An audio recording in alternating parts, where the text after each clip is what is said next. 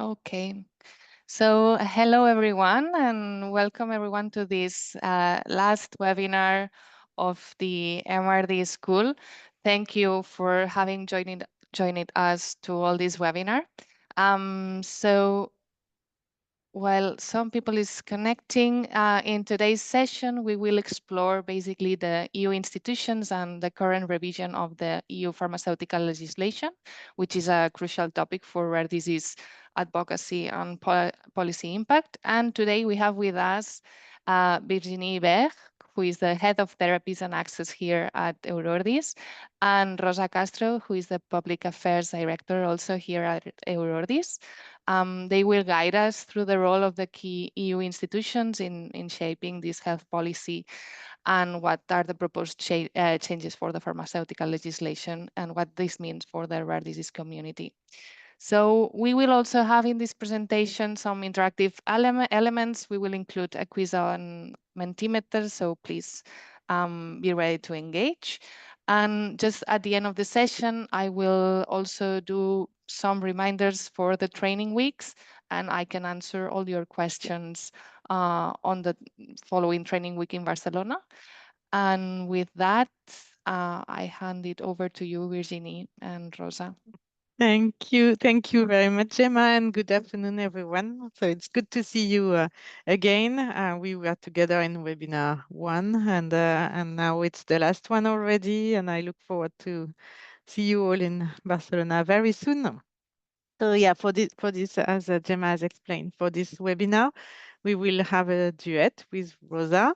Very happy that we are doing it together. Rosa has joined us recently, but she's already fully into our advocacy topics.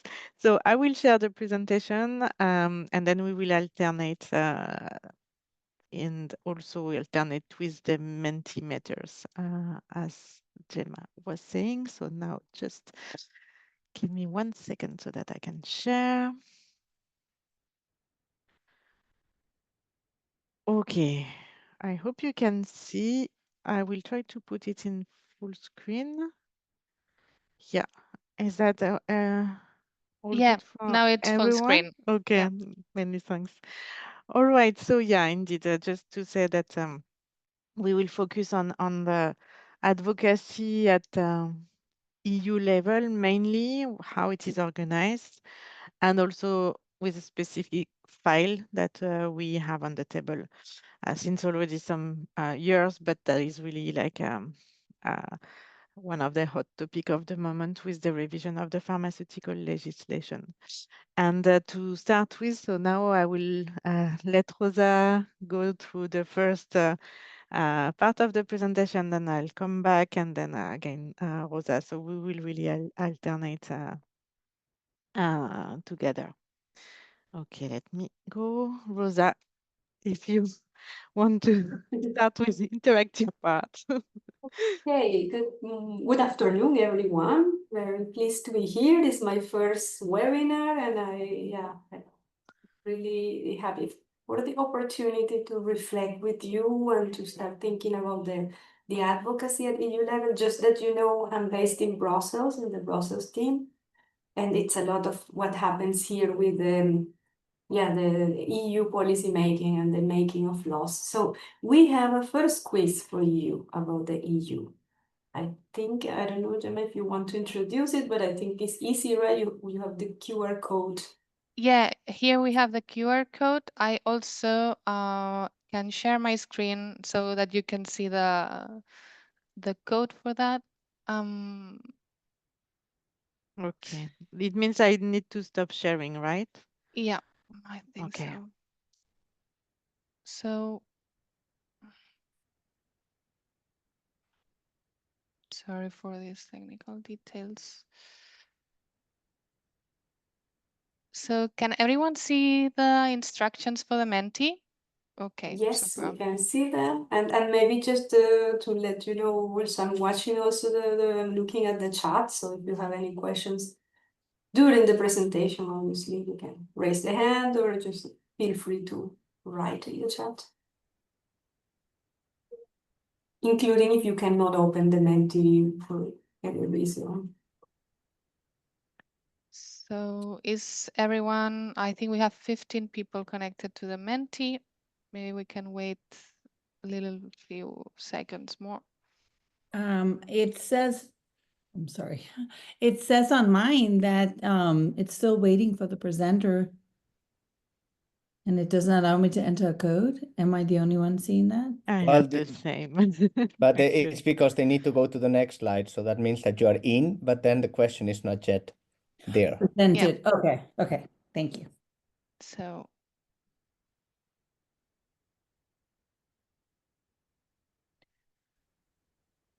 no, it's not working. Oh, sorry for that. Okay, so I think now that you can go to the first question.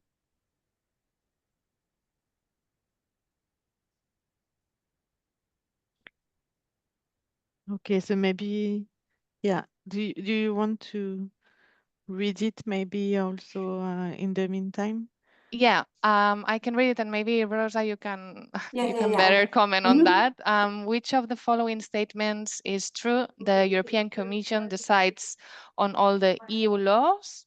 The European Commission proposes legislation while the European Parliament and the Council co-legislate, and the Council, made up of presidents and prime ministers, adopt the EU laws.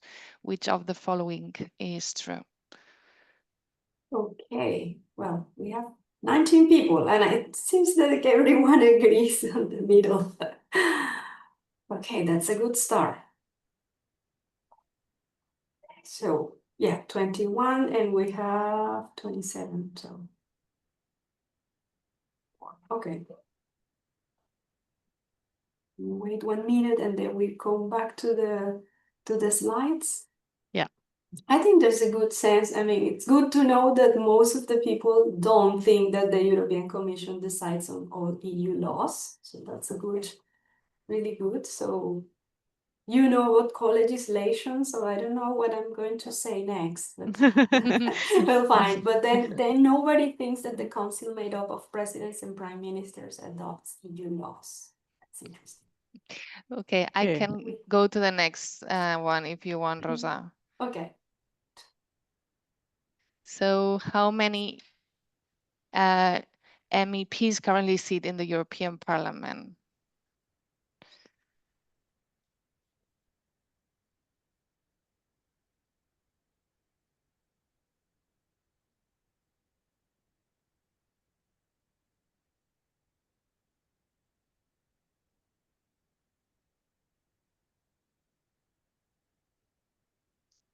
We have 11 people.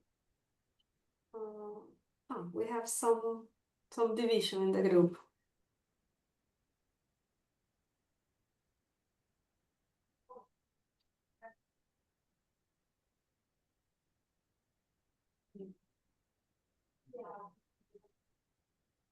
Yeah, that's a very specific question of the number of members of the European Parliament. But we seem to have a majority here that says it's 720. So maybe we can start to move to the.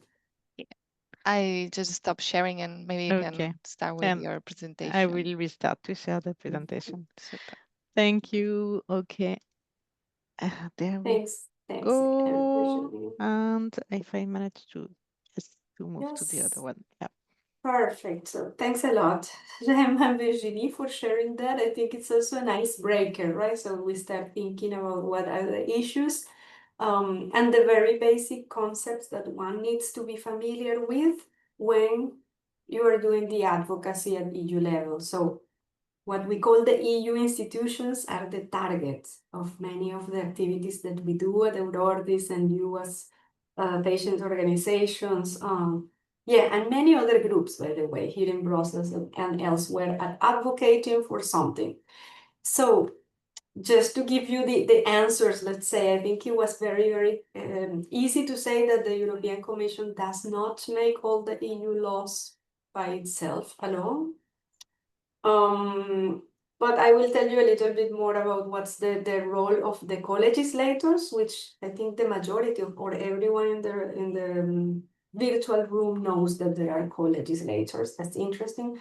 The council can actually have a say sometimes on EU laws, even without the parliament. So that's maybe an interesting thing in the first question. But that's a lot of details, I know. About the members of the European Parliament in the last election in June 2004, you can see that the answer was 720. But that's really a detail. I mean, not expecting that everyone will know how many MEPs are here right now. But maybe let's start with the really important question, which is, what are the key EU institutions that we target in the advocacy activities? And so there are three very big, the three key ones that we usually target are the European Commission, which, if we think about the national level, is the equivalent sometimes of the executive branch. The executive branch that you have also as maybe a prime minister, president, so proposing legislations, proposing new laws, implementing also the legislation and the decisions. And in the case of the EU, also upholding the EU treaties. So that's easy to understand also why they don't do all the EU laws by themselves alone. The second, which is the European Parliament, yeah, we can also think a little bit about the national parliaments. The key thing to remember here is that they are directly elected. And then many of you might have voted actually for the last elections last year in June 2024. So that's important to remember because the European Parliament represents the interests of the EU citizens. And the interesting thing is that they participate in the legislative process. So they, let's say, decide on the laws, but they decide on the laws along with the Council of the European Union. That's why they are called the co-legislators. But it's great to know that most in the group already knew about this concept of co-legislators at EU level. I think the most interesting one maybe at EU level is the Council of the EU, because you sort of don't have the same at national level. But because the European Union is composed of 27 member states right now, there is this institution that represents the 27 member states. And it actually has this big role of being the co-legislator alongside with the European Parliament, with the EU Parliament. So I was just referring to one example. In the majority of the cases, we will have this co-legislation process, but we will come back to in one case at least in which we don't. So maybe we can go to the next slide, Virginie. Yeah. That's, I That's think, a video, right? the video, yeah. Is it embedded? Should I click somewhere, Gemma? Yeah, I think if you Okay. click, it should Here, work. right? Yep. So.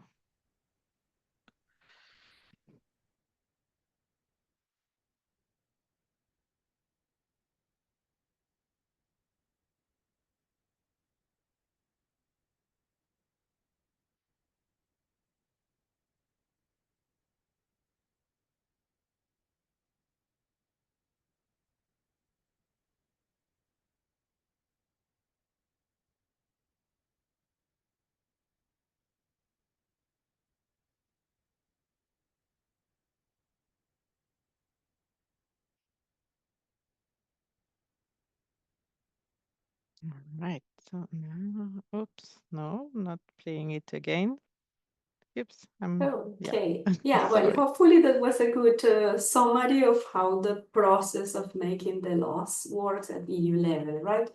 And coming back again, it's always to the question of why we have to target the three of these institutions in the whole process. So all of the stages since let's say, since the European Commission, or actually it can come from citizens. There is one procedure where if you gather enough signatures from EU citizens, then the Commission should look into the possibility of having a new legislation, so coming with a proposal.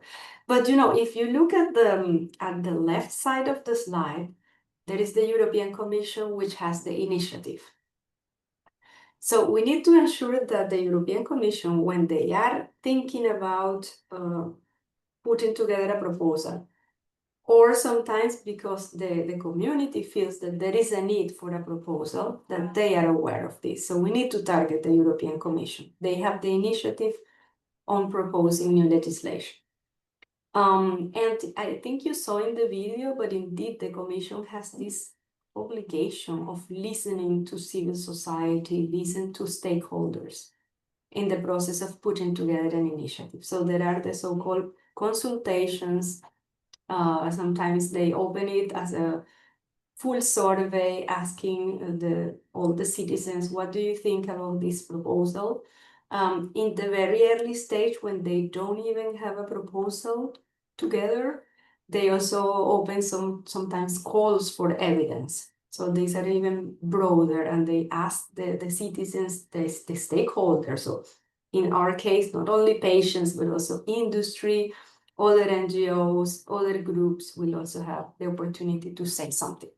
Then let's say that they put together an initiative, and we will have the example. You will see this more clearly with the pharmaceutical legislation, maybe with an example. But here we concentrate on the journey towards this EU legislation. So then what happens? Let's say that the Commission publishes their proposal for a new legislation, and then you see the arrows in the middle. They go to in the so-called ordinary legislative procedure, which happens most of the times, is exactly as the Mentimeter question that you asked, the answer correctly, which is the two co-legislators, the Council and the European Parliament, will have to work on, the initiative from the Commission and say, do we like it? What would we like to change? So the so-called amendments. They will introduce amendments into that initiative from the Commission, and then they will come up with an agreement between them. And then you will have at the end the final EU text. So that text is let's say, the result of this negotiation. And actually in the negotiation is not only the Council and the Parliament that will put, these amendments. There's actually the so-called trilogues, in which the three, the European Commission, the Council, and the European Parliament will, let's say, sit together to come up with a final text. So that's what happens in the ordinary legislative procedure. If you see at the bottom, there is a special case in which the Council is the only legislator. So instead of doing it with the Parliament, sometimes, for instance, in international agreements, serious breaches of fundamental rights, the Council has the right to decide. And then there are some more details. So there are cases in which the Parliament can veto, can say no to some proposal. But okay, in the most of the cases, you will have the EU legislation journey as it is in the top side of the slide with the three institutions. I see a question, which body makes the final decision about adoption and wording? Well, I mean, actually, that's why the trilogue. So finally, well, obviously the Commission put together their proposal, right? So you can imagine if the proposal goes to Council and Parliament, and let's say Parliament has a lot of amendments, changes a lot, and then the Council changes. Then the three of them, that's why the three of them need to come together to the so-called trilogues.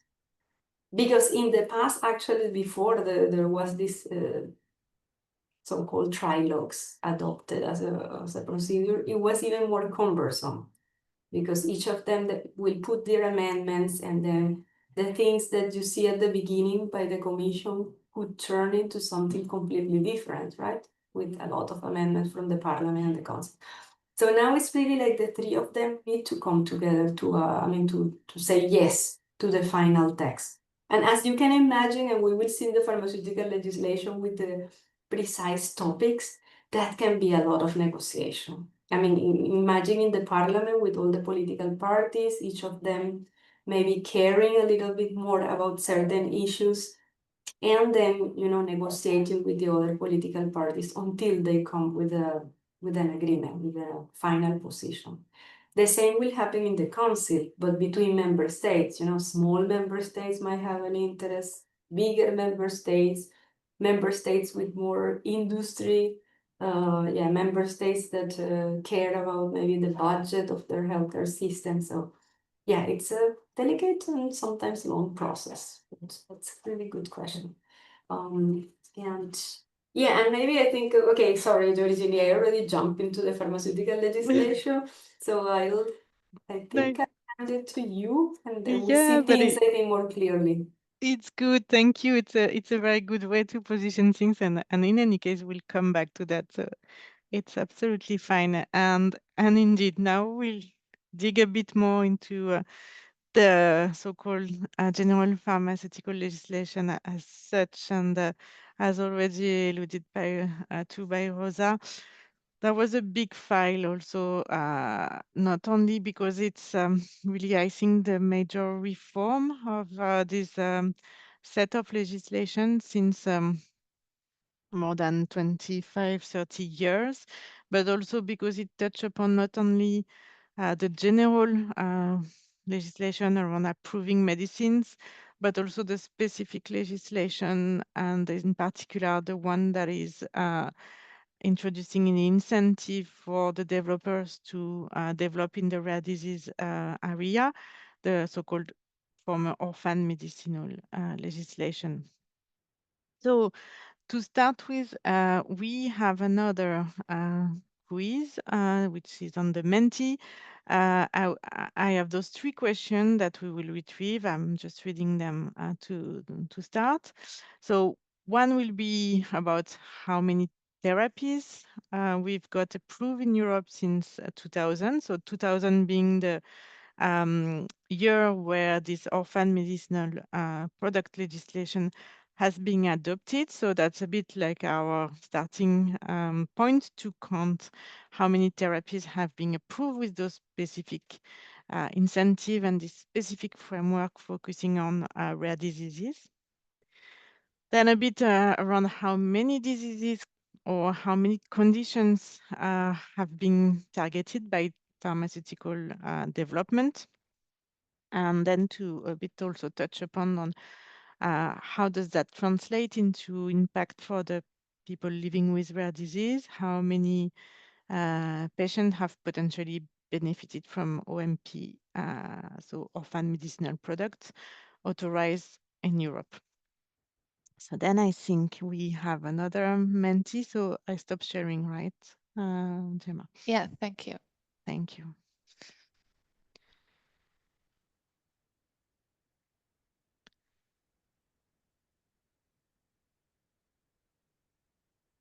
Okay, I think you can see my screen. Yes. Okay. Okay, so it's, let's say, an approximation on how many therapies have been approved since 2000 in Europe. And I'm not asking for a precise number or an exact number, just to get a range of answers. And good to see some are already coming.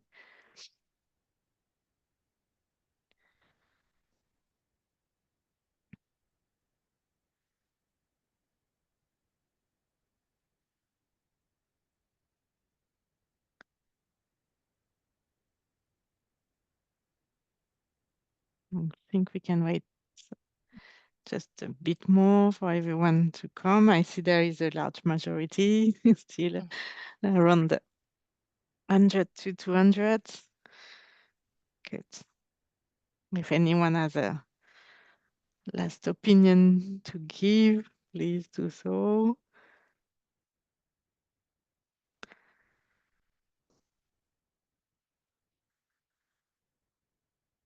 Yeah. Okay, so we take that number, and I will go through all the answer after we have the 3 question answered.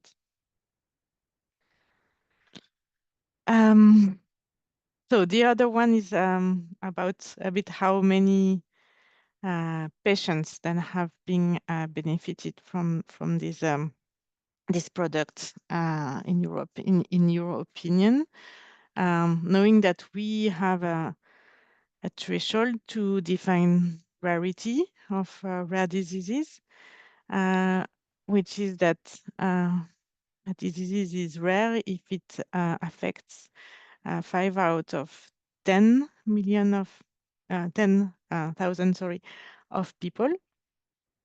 And I already give you the approximate that we said that in EU or in Europe, there are around 30 million of people living with a rare disease.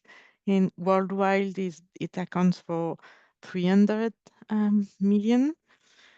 So, okay, I see large majority for this less than 5 million. So we will see if we have approximate for that as well. Thank you. And overall, the percentage of rare disease condition that, in your opinion, have been targeted so far, knowing that we have different figures, it's very difficult overall to have like precise figure of the number of rare disease because some have been discovered already some years ago. Some are still to be discovered. There are always new genetic mutation, new characterization of diseases.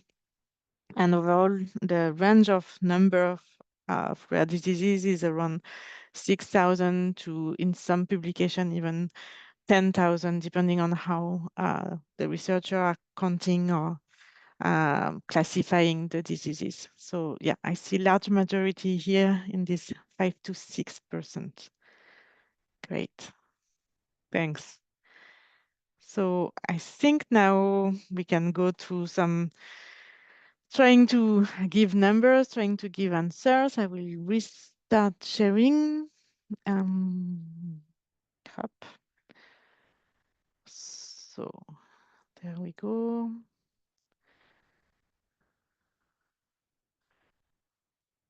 Full screen. Yes. Okay. Okay. So I'm trying to here with this visual to answer question 1. So how many products have been approved or have been put on the market since the launch of the orphan regulation in 2000? So that's a count that we are trying to make and to maintain with the therapeutic report that some of you may have already seen that we are distributed in the member news every month. So it's our colleague Judith who is looking at the report from the European Medicine Agency and trying to see what is the progression and to put that into this visual in order to be able to use it for some presentation. So overall, there has been more than, as you can see, 3,000 orphan designations since the launch of the legislation, which is something that we will also discuss during the face-to-face week in Barcelona. But this designation doesn't mean that there has been a product. It's a feature from the orphan legislation that is giving a designation to medicines that have a potential to become medicine, but they are not yet going through the whole process of being approved and put on the market. And then you have other figures like this 271 authorized OMP since 2000. So that is how many of these potential products have then received a marketing authorization. So meaning they have a ratio of benefit risk, which has been judged positive, and they are on the market, or they have been put on the market since 2000 for different diseases. We also have interesting figures with the 104, because some of these products have an indication that is for the pediatric population, and we know that 70% of rare diseases have a pediatric setting.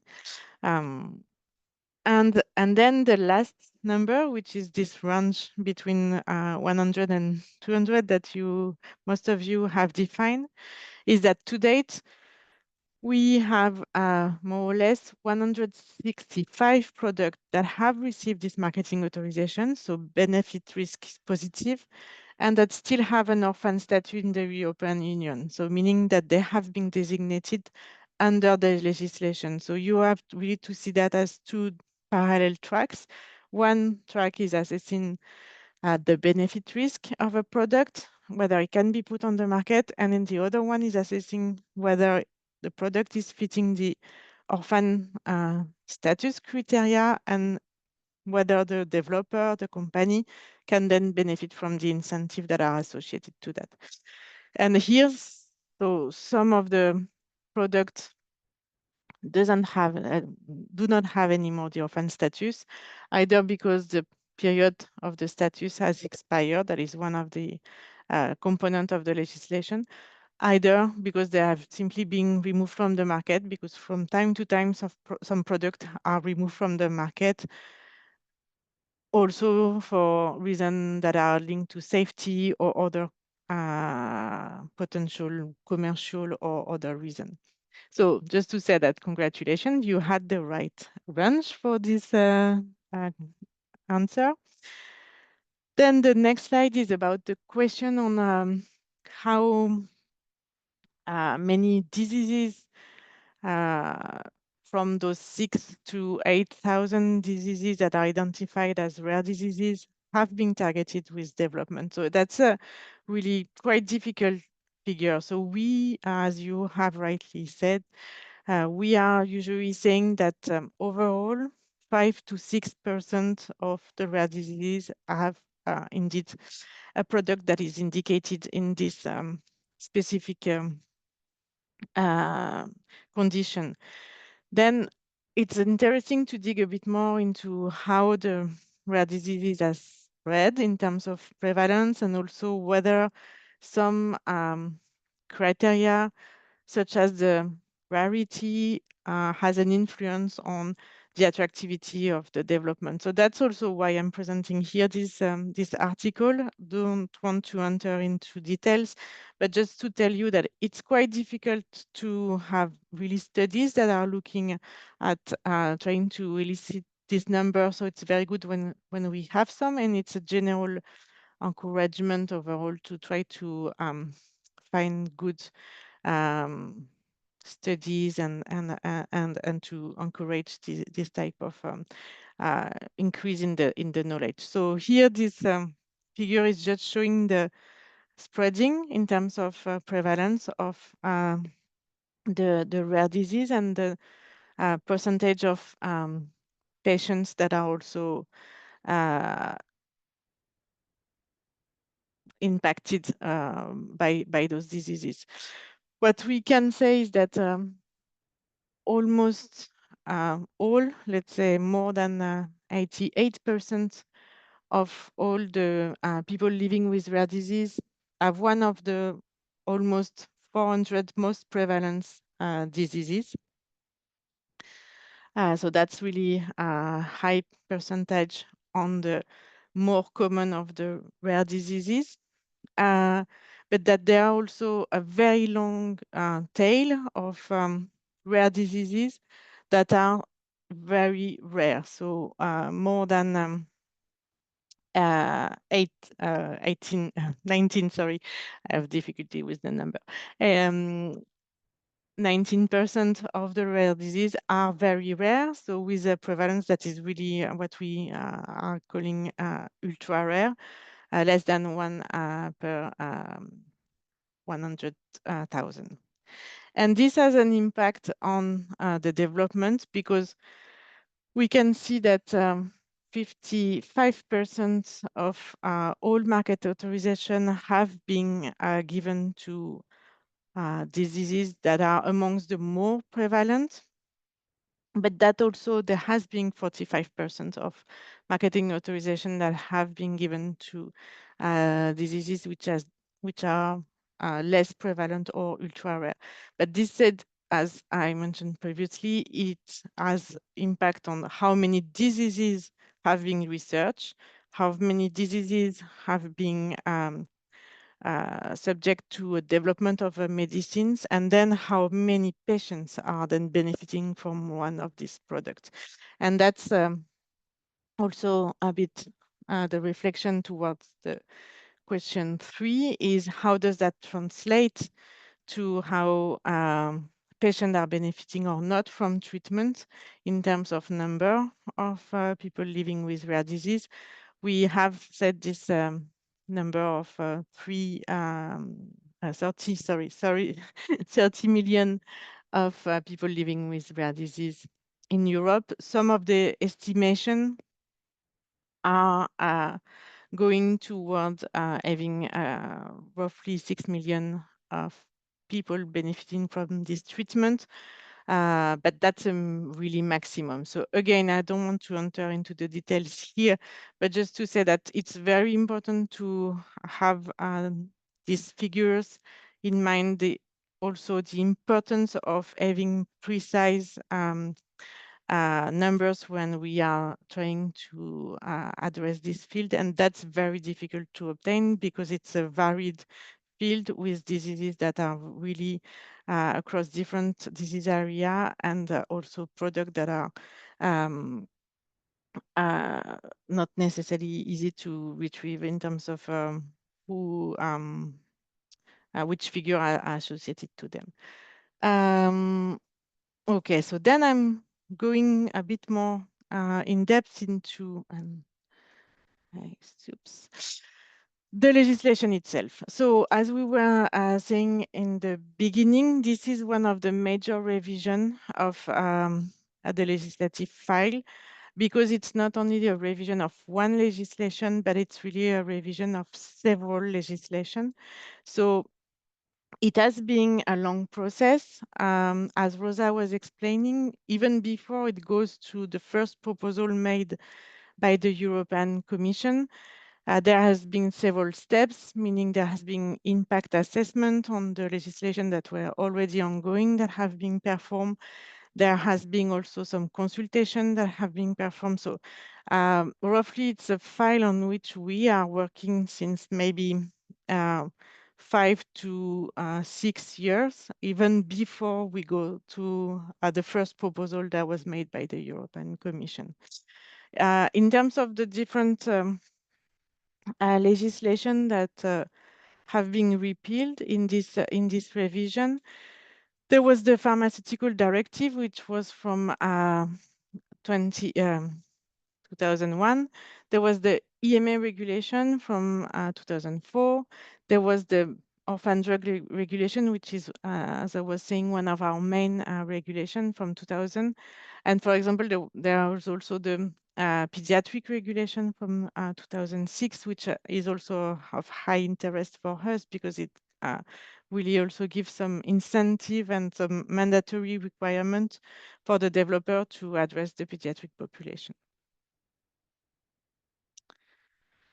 Then in terms of the timeline, how it has been really done over the years, it was, as I was saying, really starting even before the numbers that you see here, even before November 2022.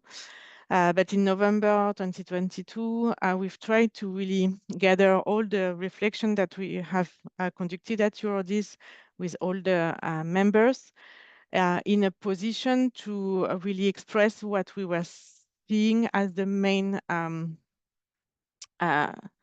things that has to go in the legislation and the main things that have to be taken into consideration, especially with the angle of the revision of the orphan legislation. Then, as we will see, the Commission has published its proposal. And then there has been really a lot of different steps. And we will go a bit into what has been happening at these different key steps. Until then, we have had the adoption of the position at the European Parliament last year on the 10th of April. So as you can see here, there has been different work done by the Parliament in between the European Commission and the European Parliament proposal. And I will go in the next slide into what for us were the key points and whether they have made it into the discussion and why now we still have some work to do in order to make sure that what we have pushed within the different proposal still is present when we will have the final text. And Rosa will also explain what are the remaining steps now in terms of the negotiation with the trilogue. So just a few words as we were saying on the Commission proposal. So again, it was already 2 years ago. It was the conclusion of already a process that has started a long time before, with consultation of the different stakeholders and aggregation of different ideas, including our contribution. And some of the main points are in a nutshell on this slide. So first of all, that's in terms of format, everything that was included in this revision was then proposed in 2 texts. So the Commission, like I was saying, has looked at the previous regulation and then has tried to pull everything into 2 different texts. One was a regulation and one was a directive. In terms of what was novel or highlighted in particular of interest for us in the Commission proposal, there was the introduction of a concept that was not existing before of unmet medical needs, high unmet medical needs that we have discussed a lot. The purpose here of the Commission was really to try to target the needs of the patient at best. But then this concept in itself has also some caveat in the sense that it's also a concept that is quite difficult to grasp, quite difficult to define. So that's also why we have had a lot of discussion around it. There was a really new type of proposal that was really made as well, which we have pushed from the Eurodis side, which was a modulation of incentive. So here the intention was to give some rewards to developers that were investing in fields that were more difficult than others. So if you remember the previous slides on disease prevalence, where the development have been made, the fact that only 5 to 6% of rare disease have an approved treatment, there are a lot of difference in terms of areas where there has already been some development, areas where there has not been development at all. So the idea behind the modulation of incentive is really to try to address some development towards areas where maybe there has not been the willingness from the developers to invest. And this was also associated to a proposal from the Commission to work towards linking the regulatory aspects to better access to treatment. But this is also something that has been discussed extensively afterwards in terms of how to implement these aspects. And we will see that in the next slide as well. A main change that has consequences on how patients also are involved in the regulatory processes is that the proposal from the Commission is introducing radical changes in the EMA structure, so in the number of committees, in how the decision-making process is made. That is now having consequences that we need to really pay attention to. One positive thing was that some of the previous pilot or processes that were tested at the EMA, such as PRIME, which is focusing on priority medicine have been retained in the legislation. So that's a positive thing because that's something that we were calling for. And then the next 2 points. So in the Commission proposal, there was a proposal to introduce patient representation in one of the main committee of the EMA, so the CHMP, the one that is doing the assessment of the benefit risk, which is opening the route to marketing authorization, and to have more involvement of patients in different aspects of the regulatory processes, including the consultation on guidelines. Again, this is something we will come back to after because it was a good intention, but that's something that has been extensively discussed afterwards in the next steps of the legislative process.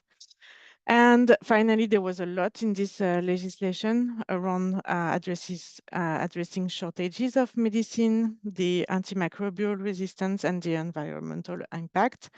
And overall, just to say again, we were quite pleased at the time of the proposal from the Commission because not all our requests were added, but still some of the advocacy that was made by Eurodis and the rare community as large had been included, especially the modulation of incentive, especially the attention to patient representation and patient voice into every processes of the regulatory processes, and also around shortages and so on. So that was quite positive at that time. And then there had been some different back and forth, let's say, discussion.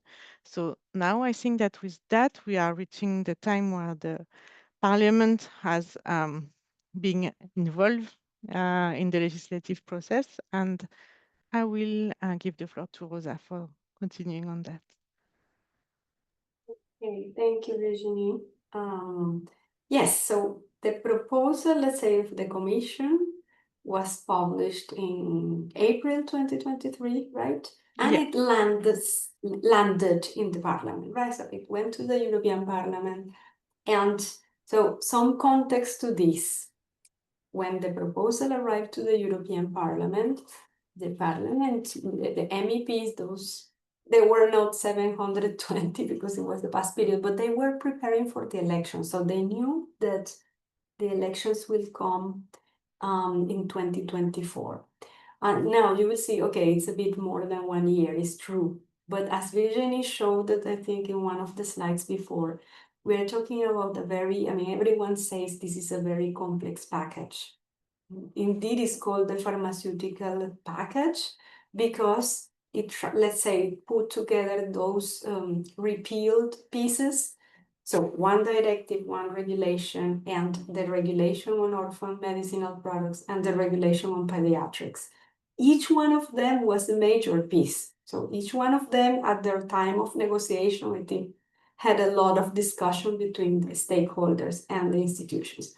Imagine now that the four of them coming together. The other piece of the background is that the Commission finished the proposal and published it in 2023, but it started working on it much before, as Virginie said.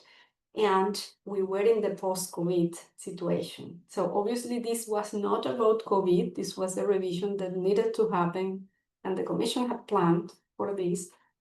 But COVID-19 had a big impact. For instance, if you see that the areas of shortages of medicines, it was there as a big problem, everyone knew, but COVID put the attention of everyone into this. So this is like kind of the very broad background. So it arrives into the European Parliament with a very, very strict deadline for them because they knew two things. If they reach an agreement before the elections, okay, the agreement will be there, and then the new Parliament will need to take that agreement unless they decide, because it's true they could in extreme decide, we don't want it, we will open it again. But the idea was for them that they rushed into negotiating. Indeed, it was a very tough negotiation between the political groups because of the complexity of the file. So if you look at it, it's hundreds of pages. those of hundreds of pages of the directive and the regulation, the proposed pieces, led to more than 3,000 amendments.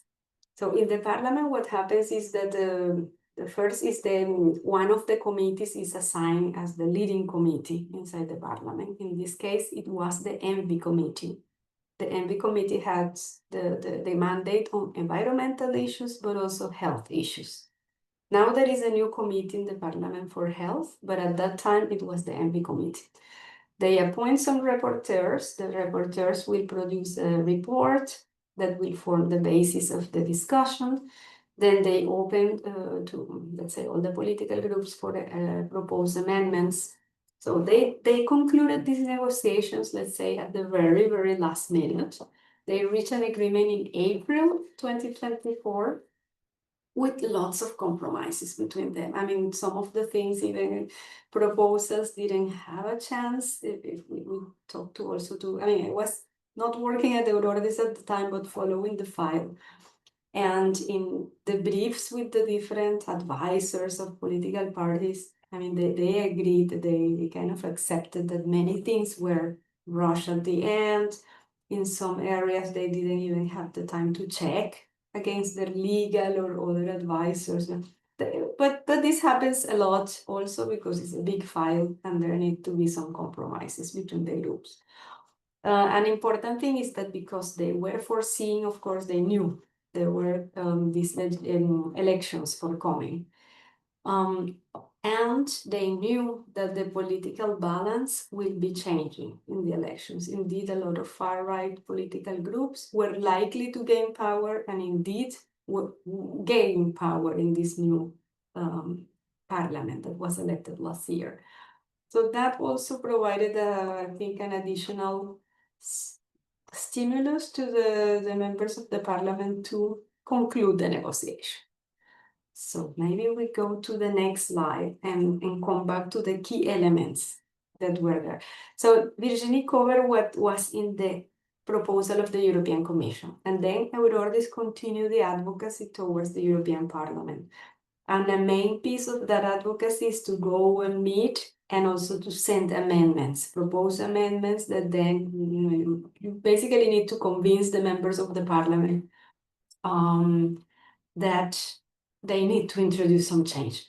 So so these are the key elements, and in a nutshell, first part is what Virginie referred at the beginning. So one of the approach of the Commission was to have so-called modulation of incentives for market exclusivity.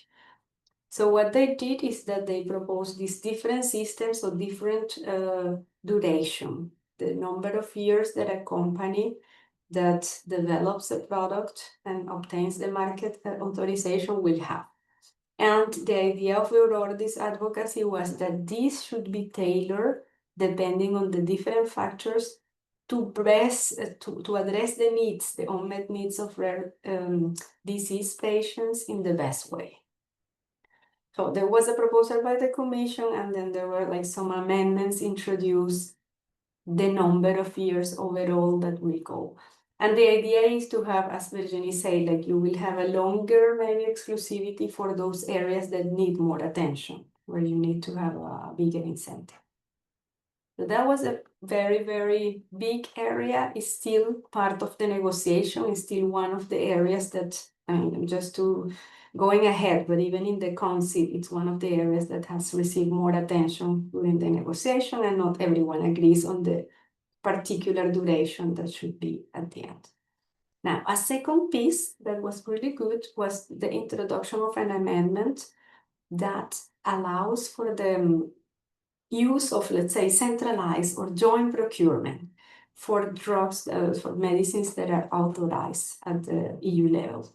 So this is something that the Aurordis has been advocating for a while, because there are different issues. For instance, small member states have difficulties in negotiating, and eventually the patients have problems in having access to many treatments.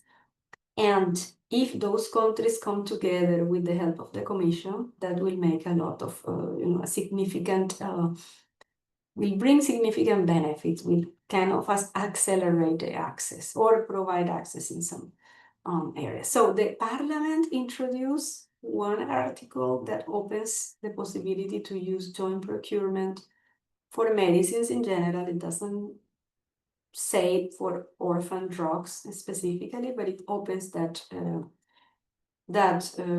option. Whereas before, I mean, this option of joint procurement, it is true that it exists at EU level.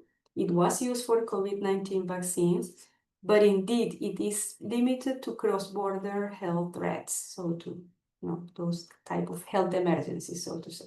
So the idea was to expand joint procurement also to other areas. And that also is important in terms of access and affordability. Eventually, it helps the member states to be stronger in their negotiations. So, good element is there as an amendment of the Parliament. Now, third part, Virginie already explained it. It was ensuring that the PRIME scheme was codified. And this is important because, of course, the accelerated approval, the added or the enhanced regulatory support are also essential for bringing those medicines as early as possible to the patients. And this is really important when the medicine is transformative and in the areas of unmet needs. So another part of the advocacy and the amendment that was introduced was to allow for early dialogue. So early dialogue is very important for the development and the success of rare drugs. And it is very important also the early dialogue and the involvement of stakeholders in the definition of unmet medical needs. Virginie mentioned that the Commission introduced this concept of unmet medical needs and highest on medical needs. But the real issue is how do you define them? And better than a definition is to have an early dialogue and to make sure that the patients are part of that dialogue. Because also we can imagine that this legislation doesn't change in a few decades. So this is happening now. We will not have a new legislation every time that the unmet needs change. And if we have a very strict criteria or definition of unmet needs, then, in a few years, we might have a different landscape. So it's better to have an effective mode of involving the patients. Okay. And finally, last but not least, Eurordis has been advocating for long for a European framework, the so-called EU Action Plan on Rare Diseases. And the Parliament, fortunately, introduced an amendment saying that the Commission should work on this plan. So we can go to the next slide. And now we go into what happened next. So what happened was that there was, the Parliament reached their negotiating position. Let's say those are the amendments that we are proposing by an agreement of all the political parties in the Parliament. Then they had their elections in June. And meanwhile, when the Parliament finishes and says, okay, this is what we see, these are the amendments that we want to introduce in the Commission's proposal, then the Parliament right now at the moment is no longer working on this pharma package. It goes into the Council. So right now we are still in this period. So the elections passed, we have a new European Parliament. And meanwhile, let's say the negotiations started, but they started with the Council that is right now negotiating it. And then we can go actually to the next slide because it goes directly into what we do in each of the periods, the steps. So, okay, what happened after, let's say, May, September last year? So the Parliament, new election in June. The European Parliament had already handed their position. The Council started working, so they took the file and started the negotiation between the 27 member states. The European Parliament doesn't have to be concerned right now with the dossier until the Council will put together their own position.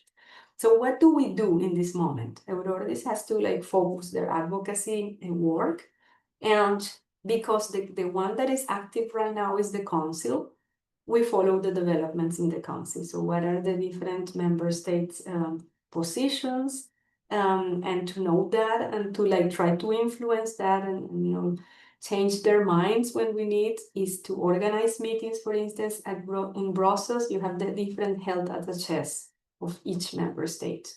So that's a key interlocutor for Eurordis to know where things are. So where are you in the council with the different negotiations? What are the positions? Which member states are supportive of Eurordis, let's say, asks? Which member states are supporting the amendments of the parliament, and which member states maybe are, you know, have some concerns or are against this. So we gather information, of course, from every source. I mean, sometimes it's even articles in the press, the meetings, and the meetings with the health attaches, and we continue to share the position of Aurora. We'll have a practical example that maybe you can see what's the type of, you know, advocacy that we can insist on during this period.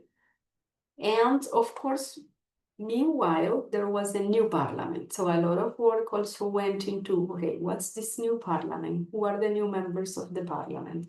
And who can be the champions in this new parliament for the position of Eurordis? So we can go into the next slide, which is actually, I mean, where we are still now.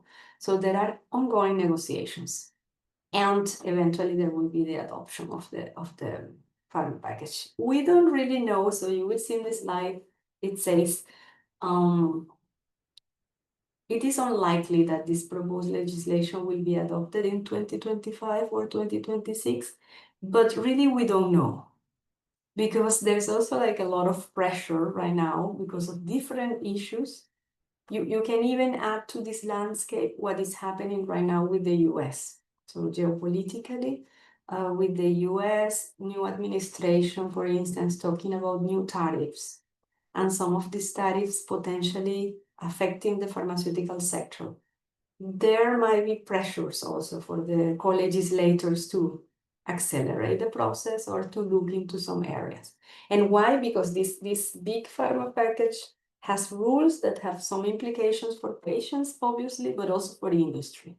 So the rules on how many years of market exclusivity and other rules, how is the process with the EMA, all of these have some impact in the industry, right? So, I mean, what we have here is our estimation, but we don't really know when the final text will be agreed upon by the co-legislators. What we know is that right now, the council is trying to come up with their own agreement. And once they have this agreement, then the negotiations between the co-legislators will resume. So the new parliament that is right now with the council and usually with these trilogues. I will send you a link because I don't think we have a big definition about the trilogues, but it's this kind of informal tripartite meeting between the European Commission and the Council and the Parliament. We'll gather together and we'll, you know, eventually reach an agreement on this. So what do? We monitor, of course, the negotiations, the trilogues. We follow up at that time with the Council and the European Parliament, and we continue to insist on the points that the Eurordis has advanced. When is this going to start? As soon as the Council reaches their negotiated position. We don't know. I mean, we expected this to be during the presidency. So right now, there is the Polish presidency, and they really, I think, did a lot of effort to try to close this from the side of the council. But there are still like many things, including, for instance, the modulation of the incentives that are still open. Some incentives for antimicrobials and some other issues that have still like a lot of member states in different positions. So we don't know, but we report back to our members too on what's happening. Once the council reaches the agreement, then the co-legislators will have these trilogues, and then eventually maybe this year or next year we will have a final pharma package. And yeah, I mean, like talking about the presidencies, the importance is that, you know, these presidencies that are rotating in the EU Council. So now we have Poland in this first part of the year as the one that is holding the presidency. So they have this role as neutral chairs of these meetings in the council. And they are supposed to be neutral and steer the discussions. And Poland will finish their period at the end of June, and then there will be Denmark continuing. And it is expected that because Denmark has a very strong pharmaceutical sector and a lot of interest in this area, they will push also for these negotiations. If they are not finished by June, which is very likely, then they will try to finish it then by the end of the year. So I think we can go to the next one. Okay, next one I can start, Virginie, and then feel free to go. I think it's a very good example of how this all comes together into the whole legislative process, right? Because it refers to the patients, involvement of patients in decision making in the European Medicines Agency. So as Virginie mentioned at the beginning, one of the points of the advocacy by Eurordis was to include patients, right? I mean, patients have been increasingly included in the committees. The pharma package included many rules changing the structures of these committees. In the commission proposal, there was an initial, let's say, positive involvement of patients in the committees. And what you see here is actually a screenshot of what happened recently in the council. So guess since the beginning, the commission put something positive about patients' involvement. Then, as you know, this went to the parliament. And the parliament introduced very good amendments, if I remember correctly, allowing the patients to be present in a good number and with votes. Thank you, Gemma, for sharing the joint statement about patient involvement. And then so positive from the Commission, then it went to the European Parliament, then Eurordis was also happy with the amendment introduced by the Parliament. And then it goes to the Council. And in the Council, we received information that the Council was, let's say, was planning not to include the amendment by the European Parliament. And that with, and then you can see also the text of the statement, and maybe Virginie will give you more clues about the specific number of people and what are the implications. But this was a step back. So this letter is coming to say, I mean, it's one example of advocacy. It's Eurordis with the European Patients Forum, trying to influence the council to make them change their mind of why this is important and they shouldn't take this out of the text. And also, I think, targeting the European Parliament, because at the end they will come together and they will have to agree on the final position. But okay, I hand it now to Virginie. Yeah, no, thanks. I mean, that was great to have this example, even if it's very worrisome for us, like in the content and the potential consequences. But as you said, we were quite pleased at the time of the proposal from the Commission, because even if there was this restructuring of the EMA, we were understanding that it was with the purpose of having a more streamlined assessment at the regulatory level, and that it was not putting at risk the patient engagement. The Parliament was super positive, so that was also good because it was really reinforcing what we have said, and also the experience of 25 years of work together with the European Medicine Agency. You might have seen in one of the pre-training modules that patients have been involved in committee as full members since 2000. The first committee with patients was the Committee for Orphan Medicinal Products.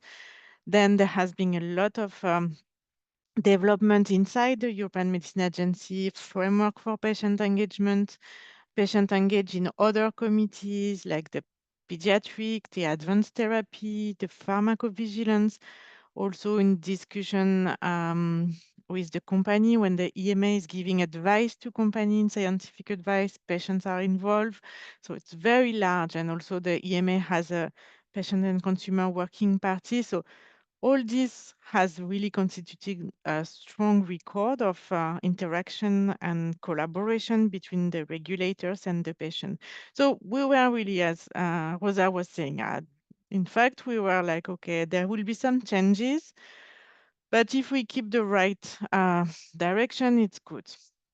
And then comes the council.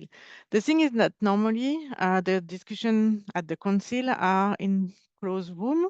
So we usually know about the decision only indeed when the text goes back to the trilogue. But of course, there are always like some intelligence and things that are coming out. So because of this type of intelligence, we have been aware of the discussion and that the council was really trying to change some of these features that were put in the proposal before.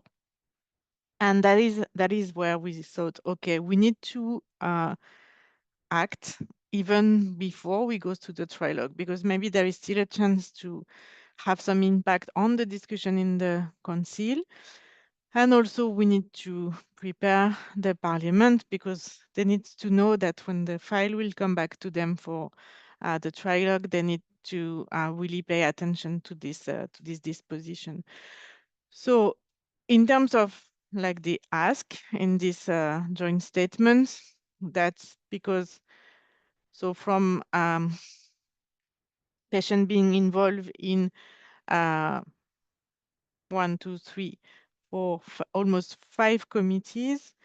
Now we are reduced to 2 committees, where the proposal is to have patient or not, depending on what's the direction of the discussion at the council, with a number that was proposed to be 4 by the Commission, and if it's maintained, it will be less, and also with potentially patients being included, but with no voting rights, so with a reduced voice.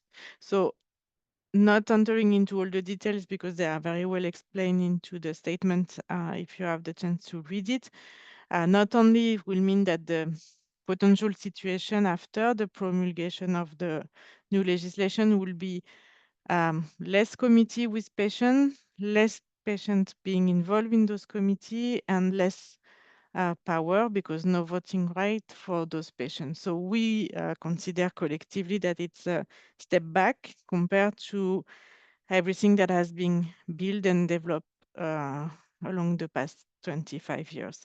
So then coming in terms of process, when we have been made aware of the trend of this discussion, we teamed up Eurodis, representing Rare Disease Community, and European Patient Forum, representing all patients in Europe, to try to have something, as we were saying, that will maybe move the current trend and set it back to where it was at the time where the proposal was made by the Commission and then adopted by the Parliament.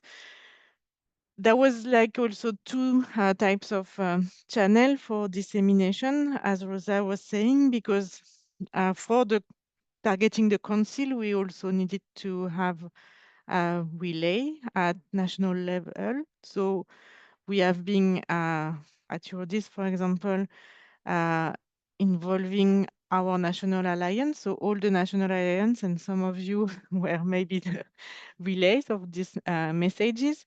All the national alliance, they also have communication, interaction, access to their own Ministry of Health, their own national competent authority. So that was a good way to talk and spread this message to really the people that are involved in the discussion at the council.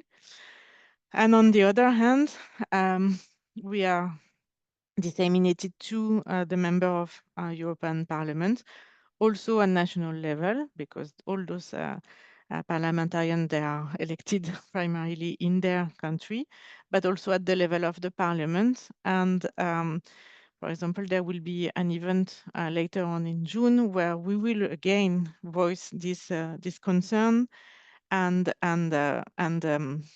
present the joint statement.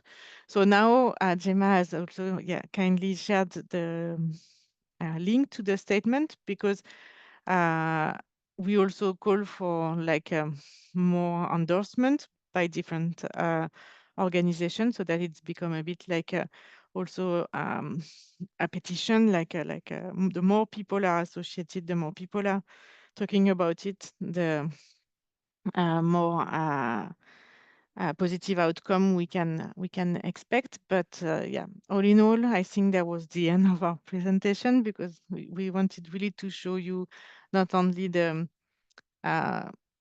process, the structure, the different aspects that are theoretically in place, with a concrete example of the revision of the pharma legislation, and with even more concrete example on how we do advocacy on a day-to-day basis.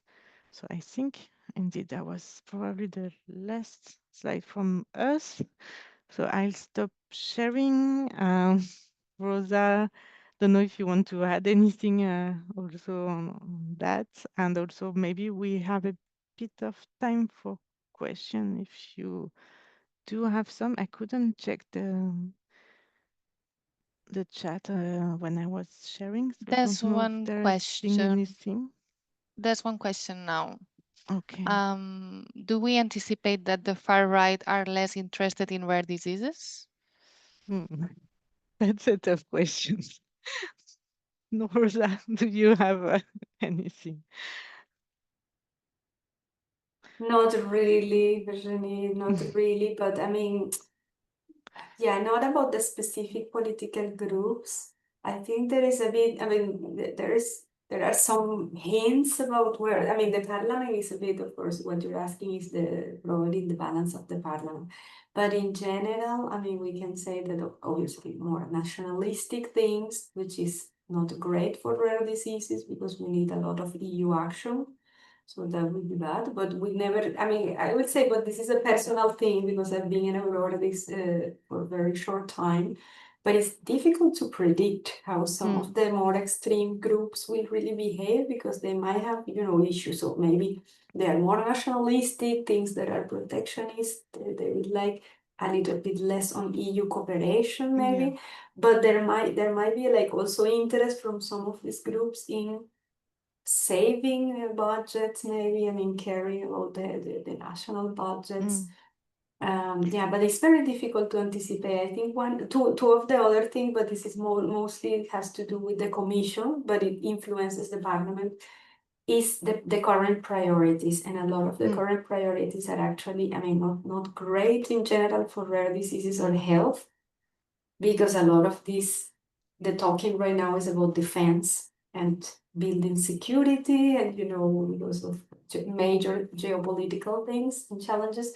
So, I mean, I was in a reflective group last week and we were trying to see, I think, how the patients can even, let's get our points and our advocacy and try to speak as if we have to like convince a Ministry of Defense. So there are some points, we need healthy people, health is resilient, the well-being of the population helps. You need to protect everyone because unless everyone is protected, nobody's protected, as we learn in COVID. So there are multiple things. So one is defense and the other big priority is competitiveness, how to make Europe more competitive. And it's mostly, competitive in relation to China and the US. So, for instance, research-wise, for rare diseases, there are a lot of arguments to say rare disease area, it's a top, an excellent area in which research in the EU has gone very far.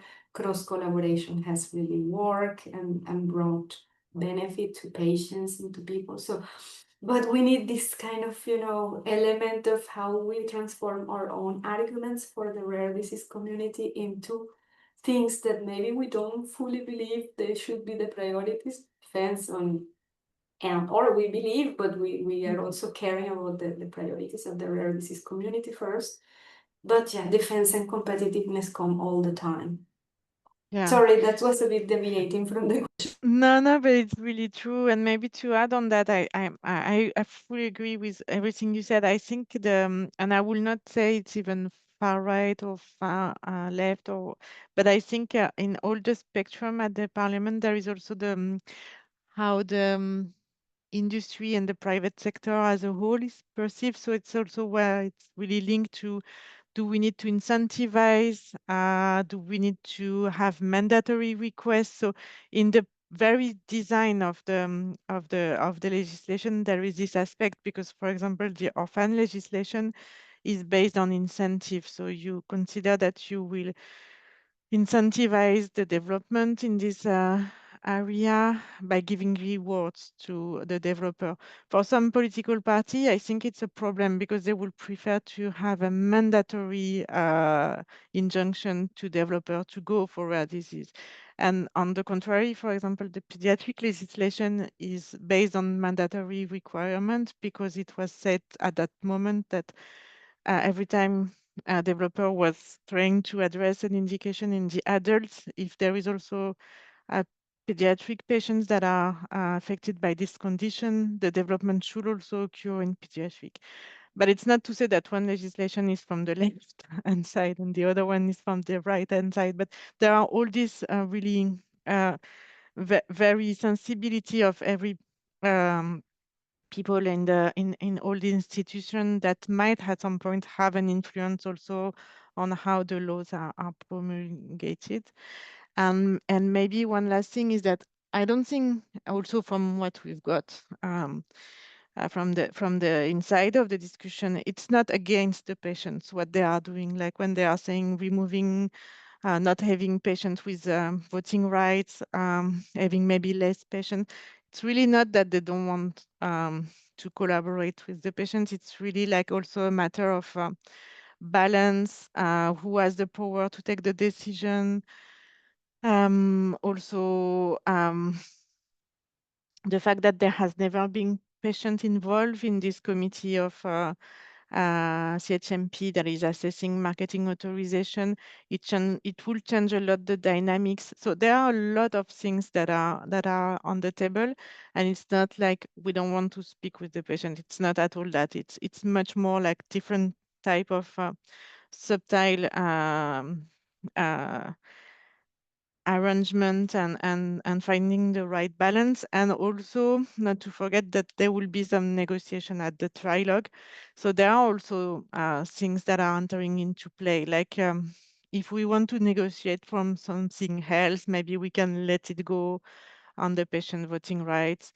That will be sort of the reflection that also can go, I guess, okay, we will confirm that the patient can be in the CHMP, but we will remove, I don't know, and here I'm really making it up, but we will remove the joint procurement, for example. That might be also the type of negotiation that are going to happen.